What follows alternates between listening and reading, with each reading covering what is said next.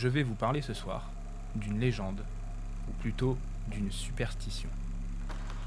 Elle tire ses origines des religions, de plusieurs religions. La peur de ce jour précis est de coutume dans plusieurs pays, mais à côté de ça, d'autres cultures le considèrent comme un jour banal, voire même comme un jour de chance. Mais peu importe ce que l'on pense de ce jour, cette phobie a bien un nom, et on l'appelle la paraskevidécatria phobie. Et la question reste, pourquoi ce jour-là? Pourquoi le vendredi? Et pourquoi le 13?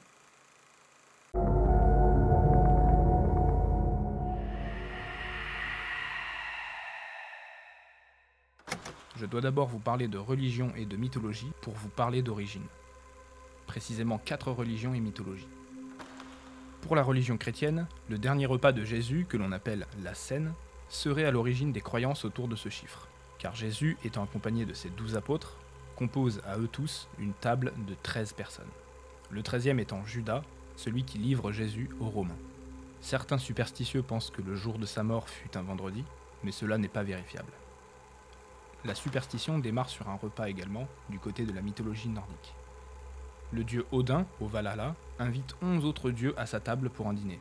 Étant 12 à la table, l'élément perturbateur sera Loki, le dieu de la discorde, qui est offusqué de ne pas avoir été invité, ce qu'il fera alors lui-même.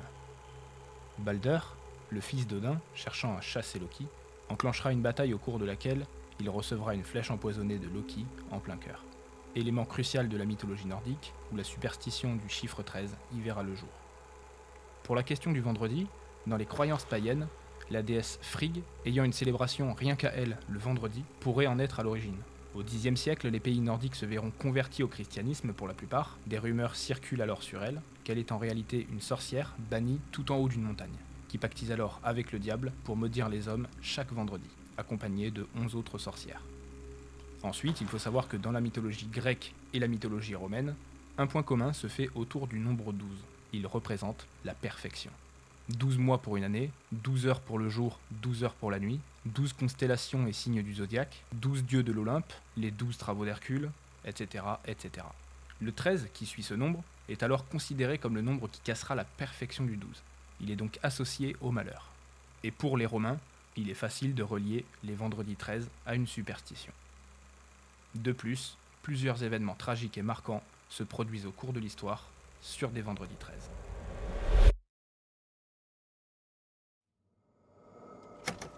Plusieurs événements ont marqué l'histoire au temps des rois, comme par exemple le vendredi 13 1307, où les Templiers sont arrêtés et mis au bûcher par le roi Philippe IV, le Bel.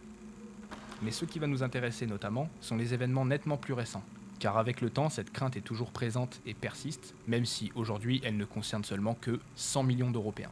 Puis aujourd'hui, sans vouloir lancer de complot, il y a la possibilité que certains événements peuvent être agis de manière volontaire un vendredi 13 pour appuyer la catastrophe chez les phobiques de la date. Le premier de la liste, c'est le vendredi 13 septembre 1940, où des bombardiers allemands attaquent Londres et détruisent la chapelle royale du Buckingham Palace, une tragédie qui fera des incendies de plusieurs jours sur Londres. Le Catalina, un avion de transport de la force aérienne suédoise, ainsi que les 8 membres à l'intérieur, disparaissent au beau milieu de la mer Baltique le vendredi 13 juin 1952. La disparition restera un mystère jusqu'en 1991, où Moscou admettra avoir abattu l'appareil. Le vendredi 13 octobre 1972 couvre 2 drames marquants de l'histoire. Le vol 571 à destination de Santiago s'écrase dans la cordillère des Andes, en Argentine.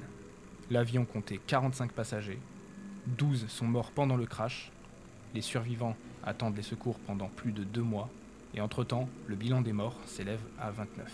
Certains survivants s'étaient résolus à dévorer les corps des passagers morts. Le même jour, la même année, un vol en destination de Moscou, le Aeroflot 217, s'écrase et tue la totalité des passagers et de l'équipage, soit 174 personnes. Il sera à l'époque le crash aérien le plus meurtrier.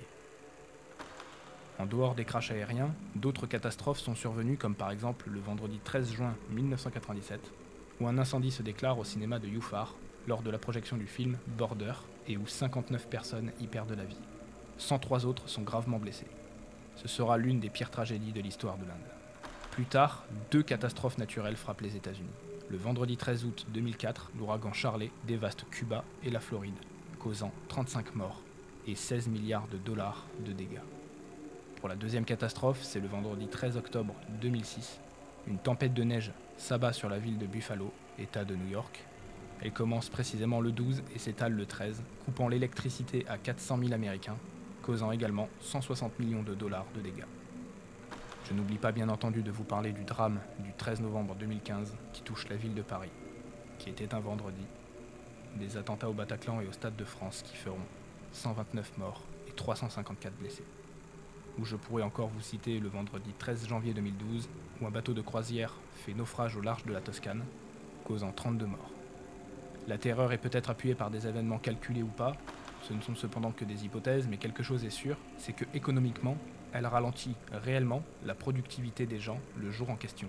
Et la crainte ira même jusqu'au fondement de beaucoup de principes, comme par exemple dans la plupart des avions, où l'on supprime la 13e rangée, de multiples immeubles où l'on n'a pas de 13e étage, les cinémas Pathé Gaumont qui ne comportent pas de 13e salle, les voitures de course qui portent rarement le nombre 13, ou encore dans des hôpitaux ou des hôtels où nous nous retrouvons sans chambre 13. Tout ça par peur de malheur.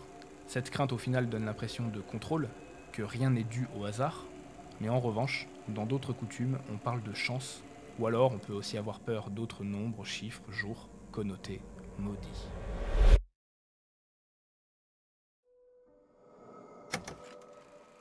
Nous n'avons pas d'origine ou d'explication exacte pour le vendredi 13 porteur de chance.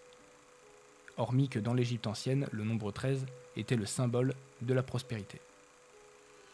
Il est seulement appuyé par la Française des Jeux, les jeux de loterie, où de très grosses sommes sont mises en jeu, et où beaucoup de participants s'y prêtent. On enregistre jusqu'à 3 fois plus de joueurs. Pour finir avec l'évolution de cette légende autour de ce jour, nous avons aujourd'hui un bon nombre de mythes créés dans l'enceinte des plus superstitieux. Si une personne naît un vendredi 13, ça fera d'elle une personne malchanceuse à vie. Un bateau qui vogue un vendredi 13 est destiné à échouer. Si vous partez en voyage un vendredi 13, alors ce voyage ne sera que péripéties et malheur. La vue d'un corbillard un vendredi 13 vous condamnerait à être le prochain à mourir. Consulter un médecin un vendredi 13 vous pousserait à être victime d'une maladie mortelle. Nous sommes là sur des mythes que l'on pense liés au vendredi, mais aussi à ce nombre, le nombre 13. Ce nombre, qui à la création des jeux de tarot, au XVe siècle, prend le symbole de la mort, la carte de l'arcane sans nom. Elle peut cependant être interprétée comme la mort, mais aussi comme la renaissance. Mais nous reparlerons peut-être de tarot divinatoire et d'occultisme sur cette chaîne, un jour lointain où j'en aurai appris assez pour vous en parler correctement.